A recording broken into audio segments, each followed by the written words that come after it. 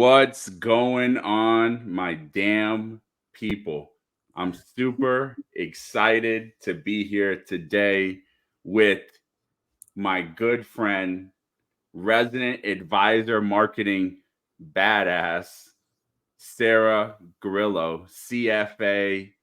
This woman is a genius in all of the right ways. We're going to be talking about why your marketing sucks and what you should do about it as a financial advisor. And so I want to welcome Sara G to this damn live podcast. Hey, what's up, everybody? So, Sara, give everybody a little background. How the heck did you get into the financial industry? Where did you start, and how did you end up kind of where you are today? And then we'll get into the meat and potatoes of advisor marketing. Well, I guess to go way back to it, when I was in college, I had this awful job where I had to be a waitress in the faculty club, and I had to wait on people. I had to wait on the professors, and a lot of times they had like their students there with them, and I had to wear this awful tuxedo outfit. And I remember like I was walking home from work one day, and I saw this.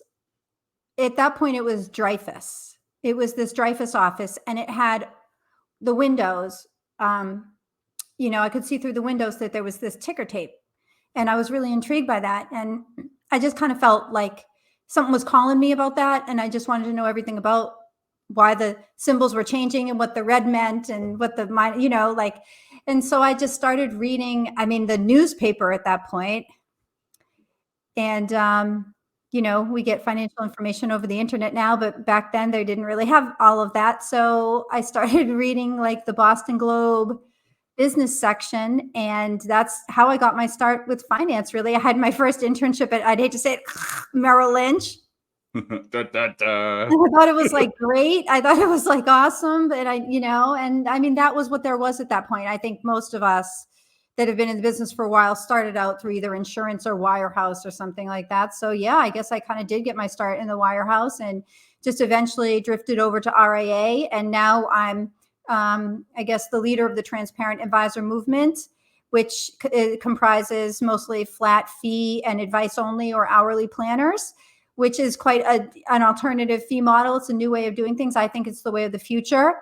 And along the way, I've kind of done a lot of innovation in terms of trying to create ways that advisors can market themselves that would be refreshing.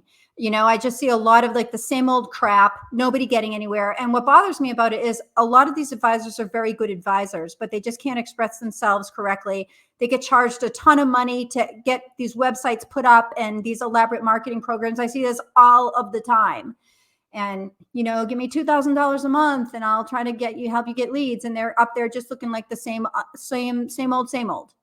And like, I hate that, so that's why I'm doing what I'm doing. All right. I absolutely love it. I don't know about you, but I've talked to a lot of advisors and they're frustrated. Marketing is the number one frustration point, I think, for a lot of advisors, especially if you're looking to grow. I know even in my own practice, I spent 3 years and probably $30,000 to $40,000 trying to figure it out. And really, some of the concepts that we're going to talk about today, getting really simple in your advisor marketing, has really been the stuff that's had the most impact on me. And I really could have saved myself $30,000 or $40,000 right there. So what do you think are the simplest ways that advisors should start if they're thinking about marketing and they're thinking about their ideal customers? Where should they start? And then what sort of tactics might they consider? Well, the first thing is knowing actually who your ideal customer is. And I know this is something that a lot of marketing people talk about. They talk about getting a niche and, it should be a retired person or someone who's 55 or older living in your area or whatever. But I don't mean it like that. I mean it like psychologically, who is your customer? Because what I've found is like, I'm such a badass. Like I go out there on social media, I trash everything. I tell financial advisors they're wrong and being stupid. And like the ones that are left, The ones that are like, you know what, maybe I kind of was being wrong with that. Like maybe I was being full of crap when I said that. Like those are actually the people I work with. And it's because I'm really blunt, they're really blunt, and I can take their honesty back. And those are good relationships because there's something very truthful about it. And I mean, sometimes we clash a little bit even, but it's not common. And for the most part, I feel like we're more effective because I don't have to worry about not doing my job. I don't have to worry about, well, I can't say this because I'm going to get fired, because I know that they wouldn't have hired me in the first place. And I know that when I say something that they're going to do it, because there's that level of trust there. And I just think if you don't understand psychologically who your ideal person is, then it doesn't matter if they have it all right on paper, which is how the rest of the marketing consultants will tell you. And all the coaches, they'll all tell you to find that person that like meets certain descriptions. But I just think it's psychologically, who do you really jive with in terms of thought process, and who do you think the same as? I love that. And then so when you think about your ideal customer, it's it's also psychological, right? Like fit, communication style, like who brings you energy, even beyond like the traditional stuff of, divorcees and widows and tech professionals. It actually goes a step further for you with the psychologically, how are they wired? How do they communicate? Do you have the same style? Exactly. No one talks about that really. Yeah, I think that's super important, right? Because at the end of the day, I don't know about you, but I want to be around people that I draw energy from, that I learn stuff from, and that they make me want to be a better person, or they have some attributes that I want to emulate, or I just really enjoy solving their problems because there's complexities or things that I find interesting as an advisor. Yeah. Like you should be finding the people that you would love to work with, that just make you excited, that you truly and sincerely like. There's this one guy that he's like a fraud investigator, and I was doing some work for him. He's not even a financial advisor, but I just was like, I have him on my hourly model where like I'm charging him by the hour, and I'm like cutting the hours and stuff. And like, I'm like, oh, well, maybe I could do this a little quicker so I don't have to charge him so much. Or, like I'm finding ways to make it work for the guy because I really love what he's doing. I love his mission. I want to help him get over the 5-yard line. You know what I'm saying? Like I want it so bad. And I just think look, at the end of the day, we all have to pay bills. And so I think that kind of gets lost on it. But I think that should be more placed in the forefront. I think that should be how we kind of look for our people, because you see, they're looking for us too. And if we don't have common shared values, then, we're talking about doing business with somebody for years and years and years. I don't know how that's going to quite work if we're like, from a personality standpoint, not really a match. Yep. So when you talk about ideal client, what's the next step? So I have an ideal client. I think about marketing as great. How do I now reach you? How do I find you? And then how do I communicate to you? Well, there's a way that you could do this on social media that I'm going to describe in a minute. But the first thing is, you need to, a lot of times it's probably already within your client base. So take like the top 3 to 5 clients that you have and just kind of look at them and be like, well, what do they read? Like what types of content do they consume? Because the way they are is probably a result of what they are consuming, the type of intellectual content that they're consuming, right? So who are the types of people that they follow? And how can I get into that stream online? So, what are the discussions that they're having? For example, let's say that you work with 30s, let's say that you're working with like entrepreneurs in their 30s that are like solopreneurs, or, just kind of like startups, whatever. A lot of those people follow, for example, Gary Vee. So, and you find out like, oh, wait a second, my top 3 clients are following Gary Vee. Guess what? You should be following Gary Vee, and you should be on his LinkedIn page all the time, looking at what the discussions that he's having, and you should be participating in them. And this is where, like what I said, right, comes into play, that there should be some kind of a common interest there. Like what burns these people in the morning, like what they are burning about in the morning should be what you're burning about in the morning. And so you're going to be loving to follow Gary Vee, because the people that really light you up, that's who lights them up, you see? So a lot of times it's not that hard once you kind of look at, well, what are who's impacting their thoughts? Like what podcast do they listen to? What kinds of things do they like hearing? And then you learn how to be that kind of a person and talk about those same kinds of things. The other thing, like people just don't spend enough time knowing what the real challenges are. And this is a typical thing that financial advisors make marketing so hard. This is why your marketing sucks, everybody, because you're making this critical mistake. I'm going to tell you what it is. You're making up things that you want to talk about. You can't do that. You got to go by what they want you to talk about, by what is already a question in their mind that nobody's answered. So what I tell people is that you should keep an open spreadsheet on your desk or an open Word doc. And after every single client conversation, you should write down, well, what was the best question that they asked during that conversation? And at the end of a week, you will have 20 topics that you can then use for your newsletter, for your social media postings, for any blogs that you're doing, for any webinar topics. I'm sick of seeing financial advisors be like, I'm going to write about the difference between Roth versus traditional IRA. I'm going to write about what an HSA account is. It's like, I mean, come on, that's your job to know about that stuff. If you're hoping to like rope people in by that, that's the wrong thing.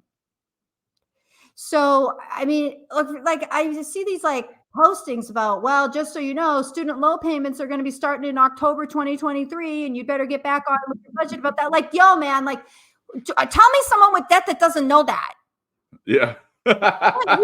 you show me someone with $200,000 of student loan debt that knew that it was on a moratorium and doesn't know that it's coming back in October, right? So what I would do is, if I were like a financial advisor, I wouldn't be commenting on like as much like the student loan payments are coming back. I would be commenting on this.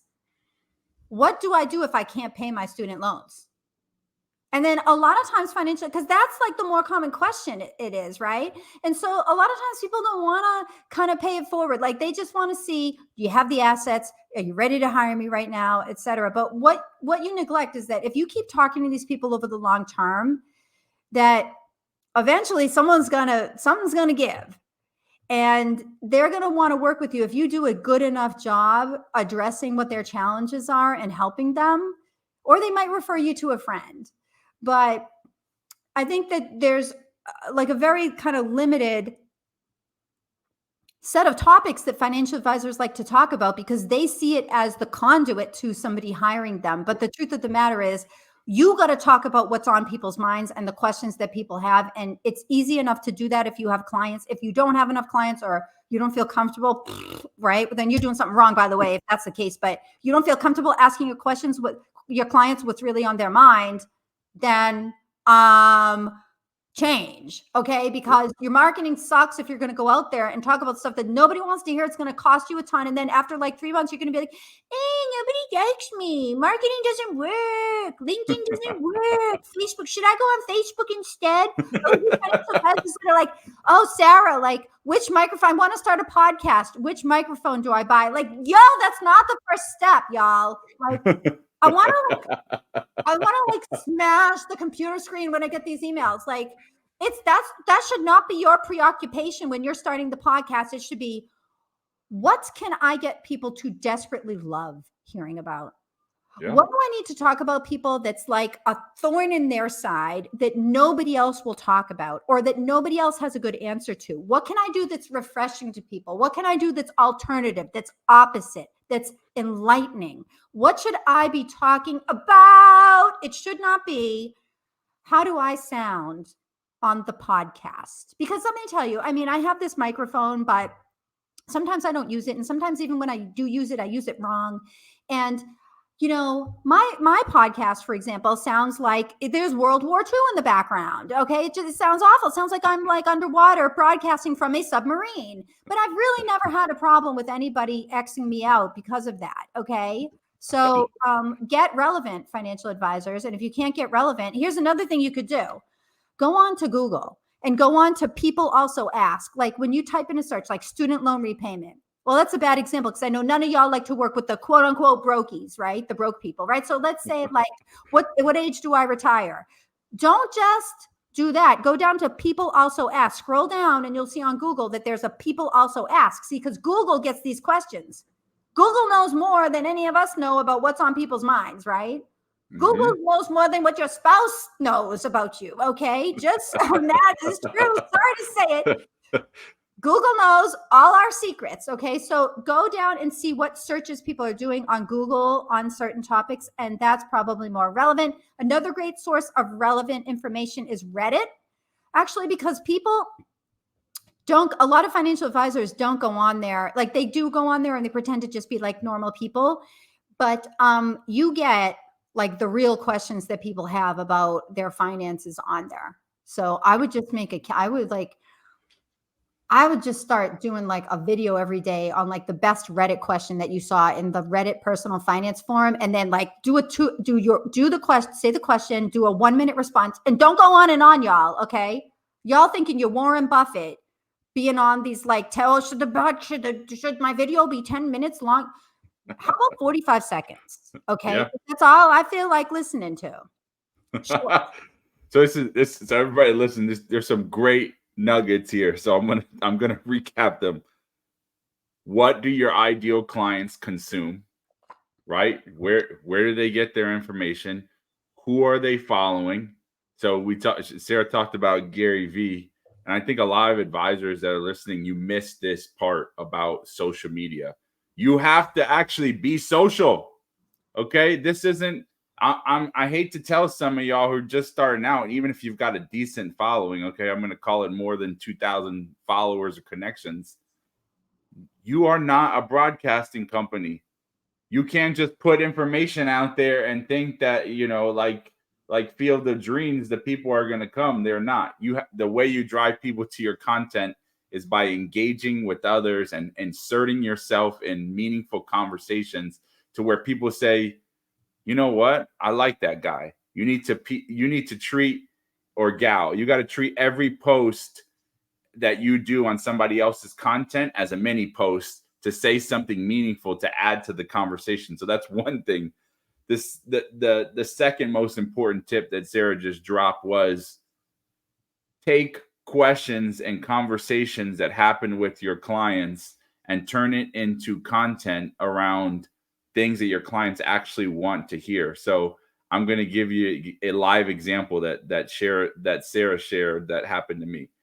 I'm sitting with the client a couple of weeks ago, and we're having a conversation, and we're having this over the phone. Our call breaks up.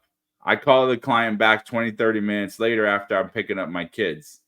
And she's like, hey, I'm sitting here in my hot tub thinking about my upcoming retirement in a few months. You did this to me. That was the title of my post. You did this to me. And then I broke down all of the things that we did to her, right? This is what happened. This is what happened with the client. These are the issues.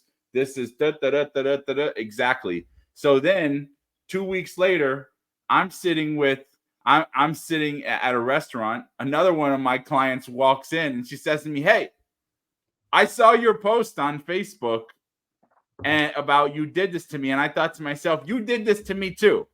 So now here's going to be another post of you did this to me too with this other particular woman's story. So please, advisors, stop making this so hard. Either write about actual issues that your ideal clients are facing, real questions that they have. I'm going to give somebody else a pro tip. I haven't even done anything with this one yet. Does everybody know, if you've got a phone, they just released this legacy contact update. What happens to your phone and your contact and your information when you die? We're getting ready to put out a post to our clients who are like concerned about this as part of their estate planning of, hey, this is how you make sure that your kids or your executors or whoever's in your will has access to your digital information. And here's a step-by-step guide how to do it. We'll send them a video of walking through how to do it on their phone, etc. So these are real practical things. So you talked about, Sara, about these key things advisors could be doing. You talked about a newsletter. What should the newsletter look like? What sort of content should advisor be doing on their newsletter? How should they promoting it? Like, how do they drive the success of a newsletter? and even social media posts? Okay, very simple. Take that Microsoft Word document where you've been writing down the best client questions every day. And then after a month, pick the best client question and then call your newsletter Client Question of the Month. And then answer it in only 2 sentences. And then send the newsletter out. I love that. In 2 sentences. In 2 sentences, because I don't have time. Yeah. Or bullets. 2 sentences, maybe some bullets. Yep. Maybe a video. Like people like to see videos of you, like a short video, 45-second video. Because the newsletter's not going to solve my retirement issue. Meeting with me is going to, right? Got it. Right. So if there's a real serious issue that someone has a question, they need to email you or they need to meet with you. The point of the newsletter isn't to provide a college level curriculum. The point of the newsletter is to inspire awareness and thought to the level that they will start tuning in next time to your tips so that you can influence their behavior in the real world. Or if there is something that is going on that needs to be addressed within their own finances, to provoke them to come forward to you. But it's not just to educate them, so that they can be financial wizards. It's not. You have to think about, what is the outcome that I want people to have when they do this? I love that. So client questions, keep it short and just answer the question either in video or in 2 or 3 sentences, and that's it. And call it something interesting. Like, don't call it like client informative question. Like, you call it like zinger of the month or something. Zinger, like February's zinger, March's zinger, or something like that. Just, you know what I'm saying? Don't call it anything inappropriate, but just call it like something that's interesting. So we've got that. What other styles of content should advisors be putting out on either their newsletter or on social media? I love this idea. This client question and answer is brilliant. Well, then I also think what people never do, but I've seen some people do it really nicely, is the response video. Or response posting. So hold on, let me just go back and talk about what you said about not being a broadcast company. Yep. Because what I'm about to say taps right into that. I want you to imagine a scenario, okay? Would you rather have your own, let's say that you don't have a lot of people that you know within your neighborhood. Would you rather try to cull together people from the church and from the school and be like, hey, look, Saturday night, I'm having a party, show up at 5. When you don't know that many people, maybe like 50 people you could invite. And you know that you're going to get like 10 people at the party and it's going to be kind of pathetic. Or would you rather go to somebody else's party and just be the life of the party and interact with everybody and get lots of attention? You being able to pick the most banging party that you can choose. It might not be in your neighborhood, but I'd rather see you I think it's clear that you'd rather get more attention at somebody else's party than less attention at your own party. So what I'm saying is, the analogy I'm making is that advisors always try to do it themselves on social media. They want to start up the following from scratch, whereas the reality is you'd be much better off just trying to swipe in a nice way to swipe somebody else's followers. And you don't do it in a malicious way. I said that word just to kind of get your attention. But what I mean by that is, if you've got 200 people following you and you post something, LinkedIn is only going to show that to about 10%. So 20 people are going to see that. And then if those 20 people like it, and they all comment and share it or whatever, then LinkedIn will show it to more people. This is how the algorithm works. But if no one really has a response to it, let's say that the graphic isn't great, or you posted at the wrong time, or the topic is off, you'll have spent all that time and effort and gotten nothing more than 20 views on it. Now, let's say that you go and you see somebody that, let's say you are a financial advisor in North Carolina, and you see an estate attorney that is posting about a change in North Carolina law, or a CPA that's posting about change in North Carolina tax law. Why not go and interact with everybody who commented on that posting? Now, tax law posting or state law posting, probably not a heck of a lot of activity on that. But what about a North Carolina business owner in your area that is followed by other business owners and that is followed by some of their clients? With somebody who owns like a spa or something, and they're always posting these like health and wellness tips. Why not go to her party or his party and interact with everybody on there and be like, that's interesting, but are these organic, is this like organic toenail polish, right? Or whatever, like just post some kind of interesting question on it. It's like, what I'm saying is like, submit. There's a time to be dominant, right? But there's also a time to be submissive and to observe other people and to kind of let them take the lead, and you follow along, but you follow along in a way that makes you kind of like the co-pilot. Who cares? At the end of the day, if you're getting attention for participating in somebody else's forum, if that works for you and you get the right attention, then that's better. And in some ways it can be much easier because there's not this whole pressure on you of having to make sure that everything's okay with the posting. Like, you could go in there and just be kind of authentic and just be nice. Like, if somebody asks, provoke questions, like ask great questions. When someone that you want to impress, like a COI or a business owner or a client or a prospect or somebody, post something, for goodness sake, people, be humble and make a great comment on it that furthers their goal of them getting out the post to as many people as possible. Share strategically.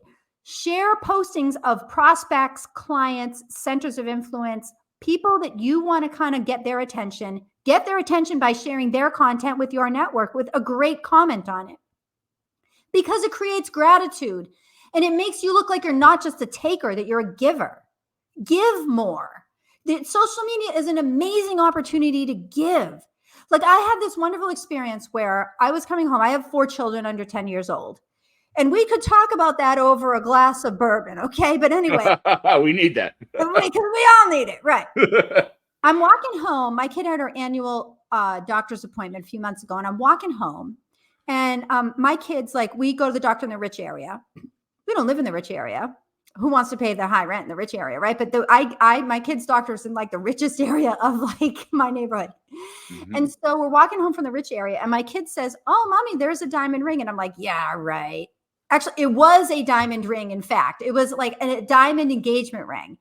And I was like, holy smoke. And at first I was like, do I pick this up, or like, should I be responsible for this? Like, I have to find the person whose ring this is. And I wasn't sure if I did, but then I was like, I know that it belongs with me. Like, I kind of just felt called, right? I was like, I know that the ring will be okay with me because I'm not going to do anything bad with it. But if I take it, bring it to the police station, like, who's going to know to go to the police station over this or whatever? So I took it and I posted to our neighborhood Facebook group. And I was like, hey, everybody, I found a diamond ring. Let me know if you lost one. And you should have heard the comments. Like, people were like, yeah, whatever. Oh, yeah. They were posting back like pictures of the Hope diamond, kind of like making fun of me, a lot of people. And they're like, you're so naive. Well, guess what? After 3 days, this woman texts me over Facebook, and she's like, Sara, she's like, I saw this picture in my lobby. Somebody put up a sign that they lost their engagement ring. And guess what? It was a building on the street where my kid's doctor was.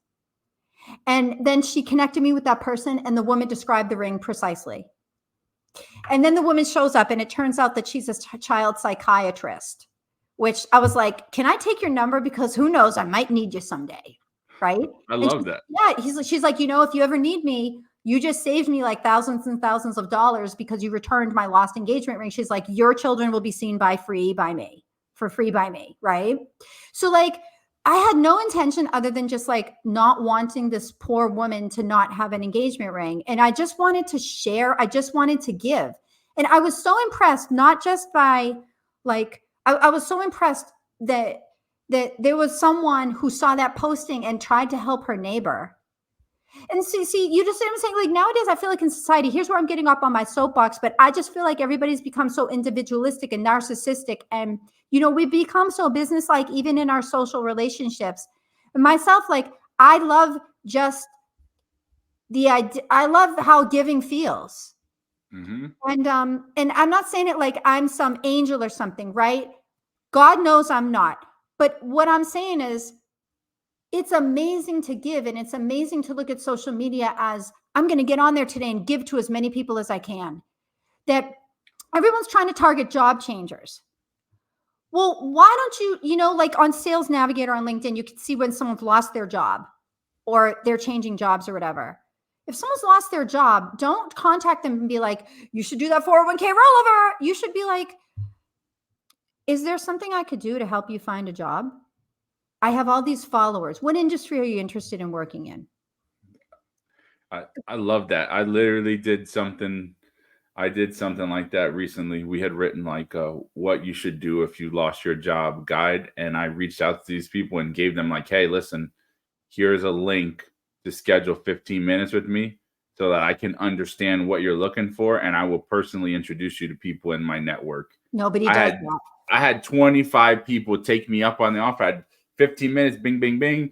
And I literally started sending out emails, introducing them, sharing people's profiles like, hey, so and so, I know that you're in this industry. Here's so and so. They're fantastic. They're a good person, yada, yada. They're looking for opportunities. Took me unexaggeratedly 2 hours of my time. I had no expectation of getting anything from these people. I don't want anything from it. I just know how it feels when you've got too much month left and not enough money, and that could be because you lost your job. So I know emotionally how that feels, and the holidays are getting ready to come up.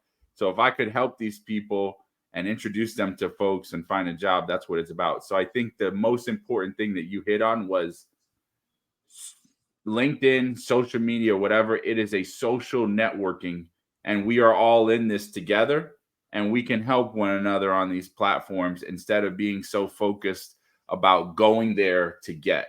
And it's interesting because I have these conversations with some of my colleagues who go out networking off of social media, and they'll come to me and be like, oh, I've been going to this meeting with CPAs and attorneys and et cetera, and I'm not getting anything. And I'm like, hey, how about if you went there and you sat down with these folks and found out what their pain points are? What are their clients looking for? What are the issues that they're facing? And all you focused on was trying to solve those problems for them. And do that for 6 months, do that for a year, and let me know if you don't get any business out of doing that. And I'm not saying that's your end goal, but go ahead and do that and see what happens. And I'm like, they'll come back to me 6 months later. Oh my God, everybody's calling me now. They're like trying to give me opportunities because you're seen as a person that cares about other people and not your damn self. Precisely, bro. So, Exactly. But see, no one ever does that. Like social media is not sold that way. It's sold like you be the star. well, I think what's happened is that we're in the rise of the influencer era, and people are really losing out on the main aspect of social media, which was to create community, not to follow your favorite, not to follow your favorite celebrity and what they're doing every day, but to have a community of people that you could tap into. And I think a lot of advisors lose out on that. I kind of want to chime in on some other things that you said, specifically of tapping other people's audiences.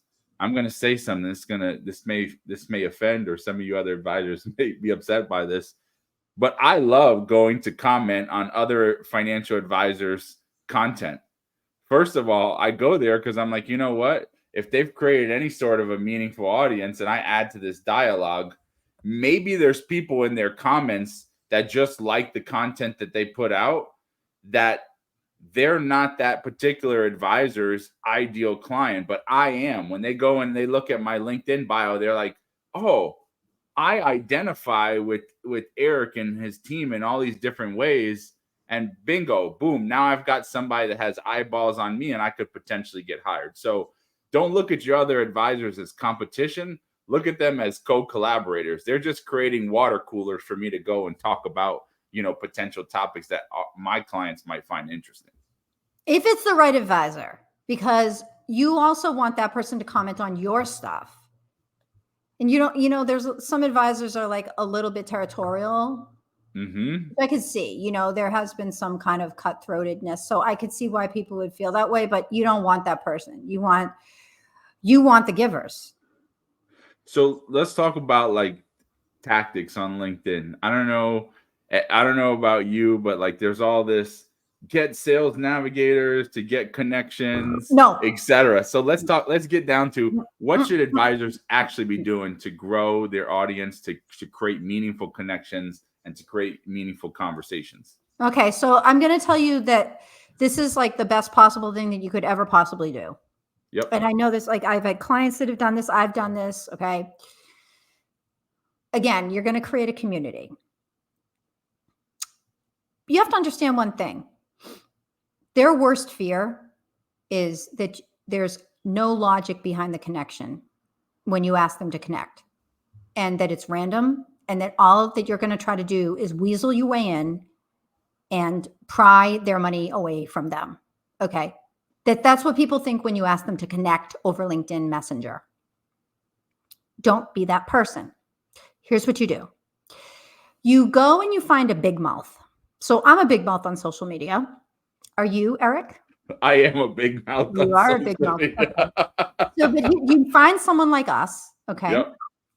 Only not in the financial realm. And I know you say you like commenting on the financial advisor stuff to some extent, but I'd rather see them do something like this. I'd rather see them find somebody, like let's say that it's a like a particular kind of business, like hair salon. I'd rather see you go get, or no, like, what, there's a lot of these like wellness coaches, like, eat the right vitamins, whatever. Like let's say you want to target health and wellness coaches.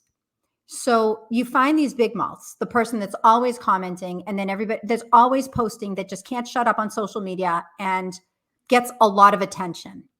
So here's the like kind of swiping technique. You're going to swipe, but you're going to swipe nicely.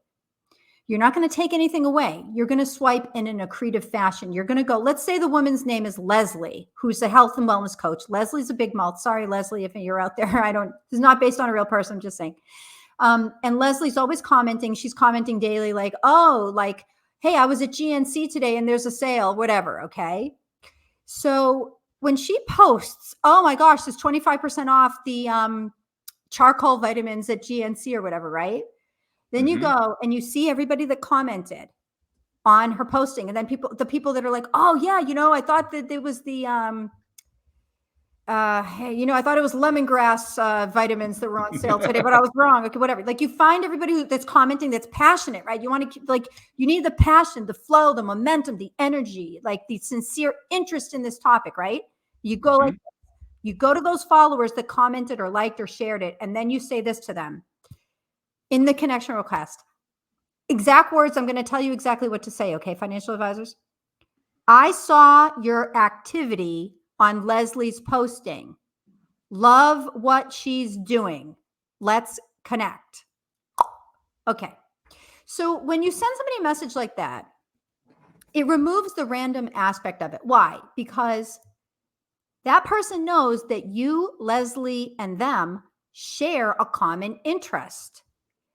And it's not random because you saw something that they commented on and you liked it. So that shows that there's some kind of a preference that is in common. It's also a very positive message.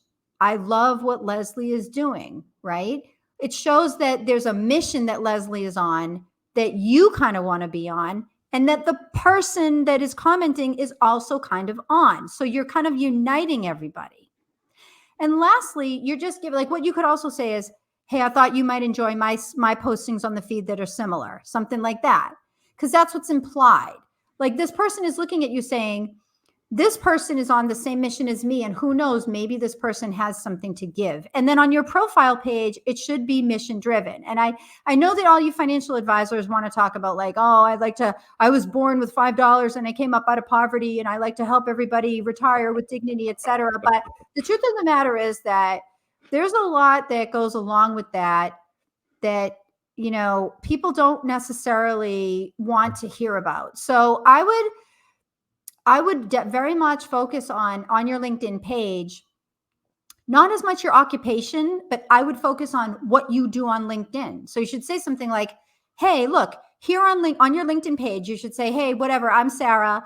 Here on my page, I comment about financial advisor marketing, what you should avoid, why your marketing sucks. And every Sunday I post a religious posting just to inspire people because I'm a devout Catholic. And let's just talk about what I'm doing here on LinkedIn, right? I mean, they know what you do, y'all. Like, I don't know why financial advisors feel the need to reiterate this like so in everybody's face all the time. And it's not that you hide what you do, but like, why do you have to be so focused on like your role and your profession and what your job is? Because we're not even at the point where I know you yet. Just talk to me about what we're going to be doing at this here party and why I should be partying with you. Because that's what your LinkedIn page should talk about. Like, hey, this is why you want to party with me. Come on my feed and comment on my postings, and I'll party with you and comment on yours. I'm the type of girl that would do that because my mission is blah, blah, blah, blah, blah, blah. I feel strongly about blah, blah, blah, blah, blah, blah, right? Yep. I love that. I mean, it's it's so common sense because you've taken the real life social setting and have brought it into, let's call it, the digital realm.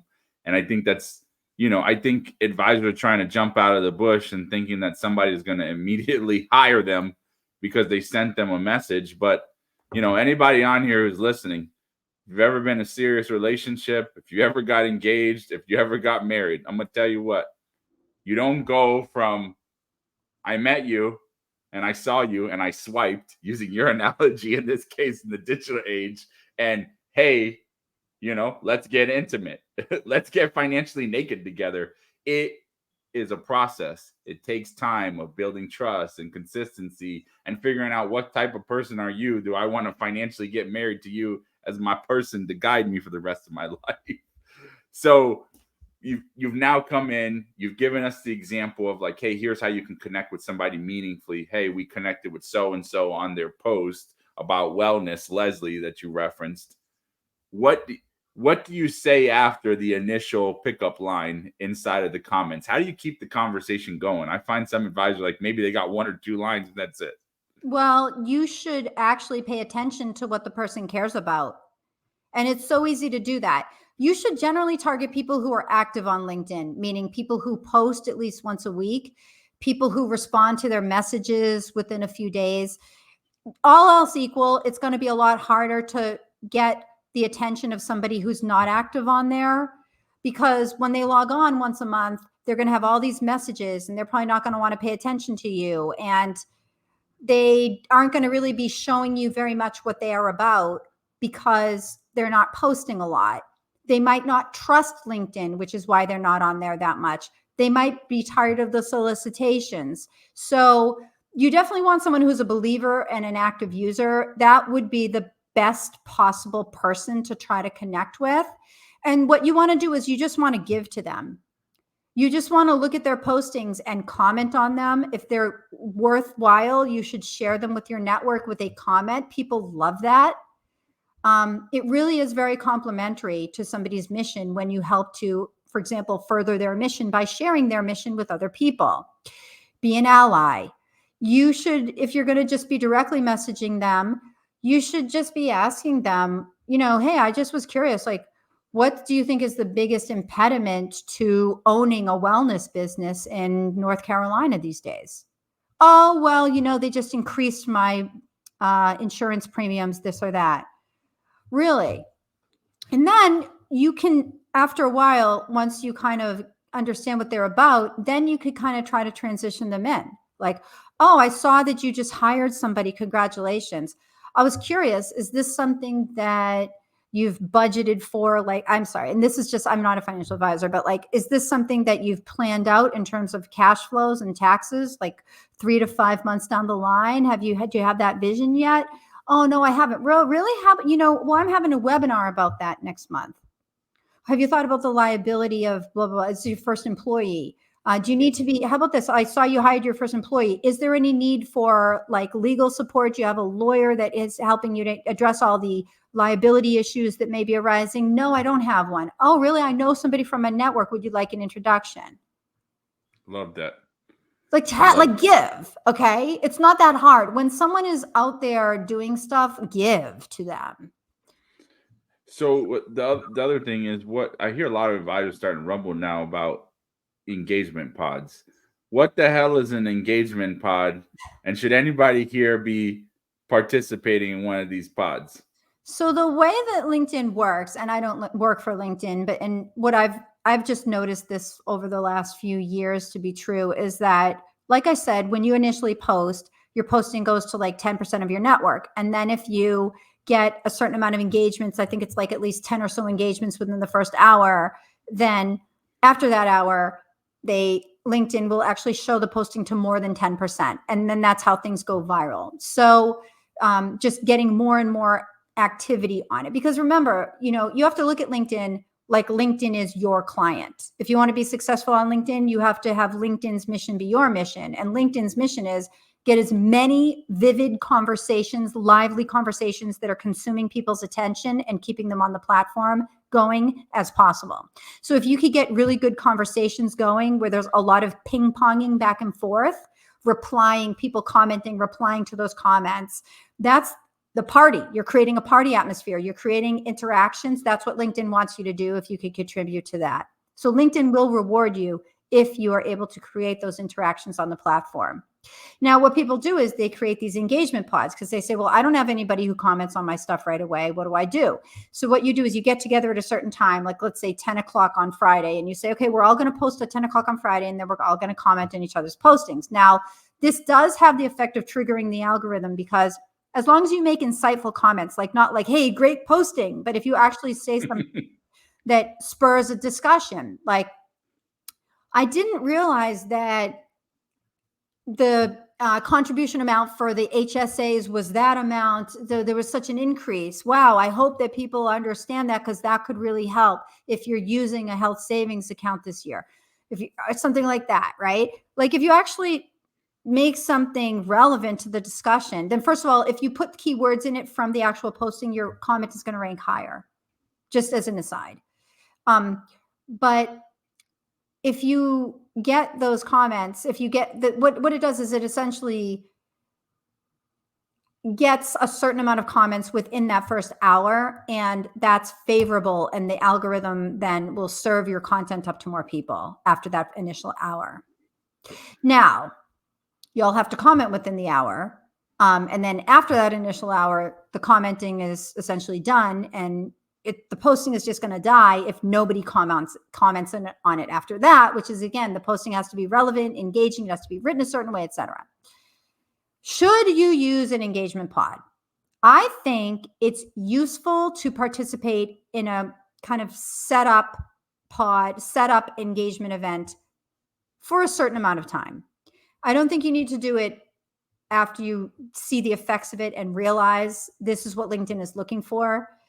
I think you shouldn't be doing it for the views. I think you should be doing it more for getting that community going. Because if you have 20 people and you're all burning up about the health and wellness community in North Carolina, and every week y'all are posting and commenting on each other's postings, then guess what? Y'all are going to get to be knowing each other over that time period. So it's going to create naturally a community. Like people in my group, I've been doing this for probably about 2 years now, and I know them really well. So if somebody needed a lawyer or needed somebody was selling their financial advisor business, like somebody just like a business broker or whatever, like I would refer them to them.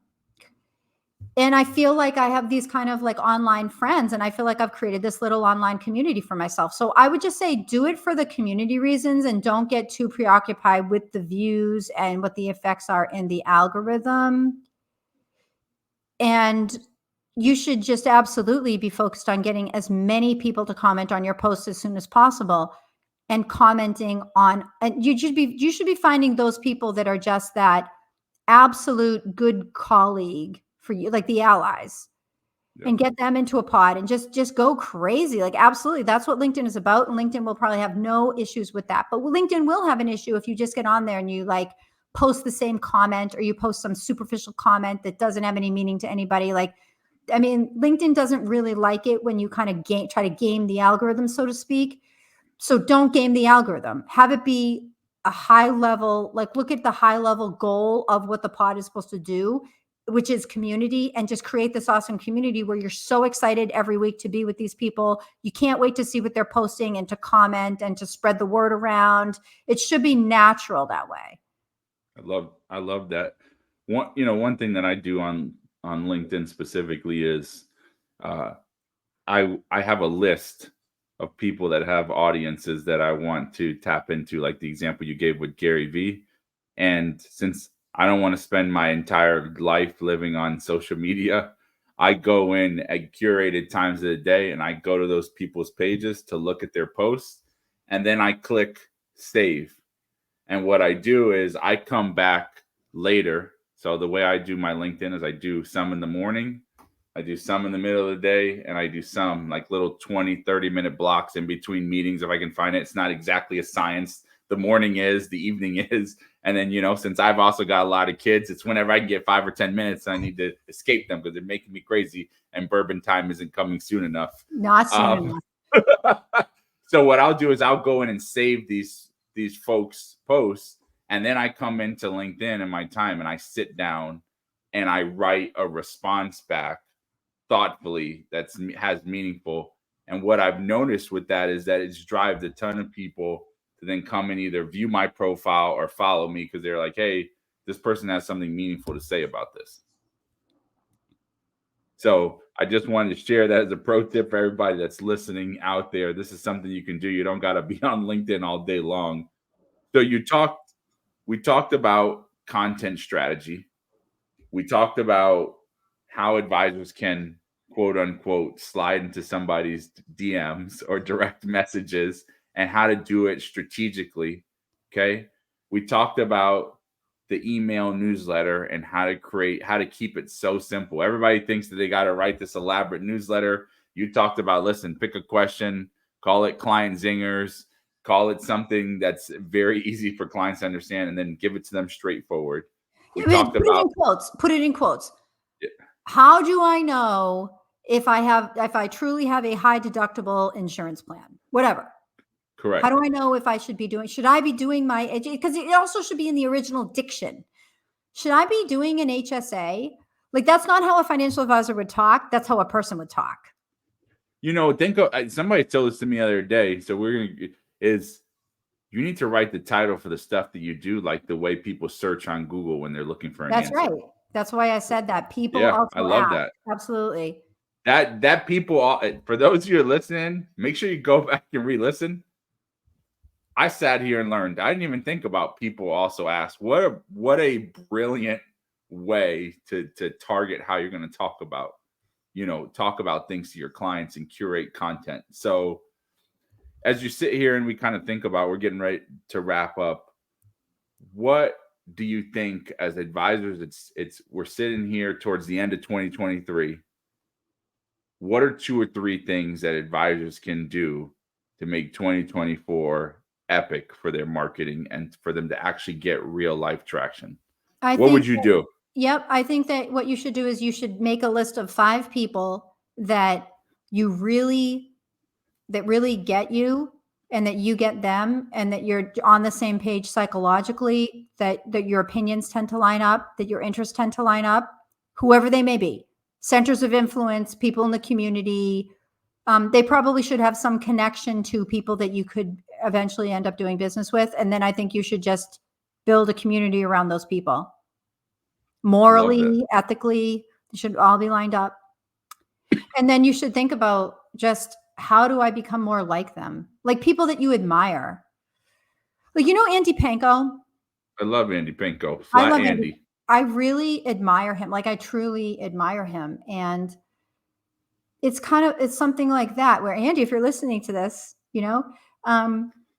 it's just always good to be inspired by people like that. And that's what keeps you going. The people who are on some kind of a mission. And then you think, well, what is it about my mission that could be more like that? Or what is it about that person's mission that they're doing that I like? And how can I integrate that with mine? And then you can do all kinds of stuff with that. And the other thing I would add is how can you connect with that person? So shout out to Andy Panko. I know you mentioned that you're a part of the transparent advisor movement about folks that are doing flat fee and hourly. I just want to go on record for everybody that's going to listen here. I gave him the name Flat Andy. So it's like Fat Albert, but I gave him Flat Andy. So anybody drop in hashtag Flat Andy, I gave it to him. I love Andy Panko. I love you, Sarah, and what you guys represent. And I would tell you, advisors that are listening, kind of some closing thoughts is connect with other people that are doing what you want to do. Don't look at them as competitors. Look at them. How can I learn from that person? How can I emulate with them? How can I get into this mastermind of seeing what they're doing? I guarantee if you send me or Sarah a message on LinkedIn that you see stuff that we're doing that you like and you got questions, we'll answer you or we'll give you a resource or we'll say, hey, I actually wrote about this. Here's something that you can look at. And we will be a resource to you. And, we're here to encourage you. So, Sarah, do you have any closing thoughts? I think people should look at social media, and to some extent the newsletter, but social media, you get more direct interaction. See social media as a way to give without even having to leave your home. I absolutely love that. So I want to close out here and thank everybody for joining us. We're super excited that we got this damn time together so that we can do this damn thing. Please make sure that if you're watching this, that you share us with somebody that you think that could benefit from the information that we've shared. Go and follow Sara Grillo. She is the master of stirring up a debate on her profiles around epic topics. I love to just go there, and it's kind of like eating popcorn and watching the comments. So if it's my Friday or Saturday, party as I'm sitting there with 100 kids. So I want to thank everybody for joining us. Thank you, Sarah, for being on this live podcast. And I hope everybody has a phenomenal finish to their year. I hope that you're with your loved ones. And I hope that you hear Sarah's message to be generous in all aspects, in real life, online, wherever you go. So thank you, everybody.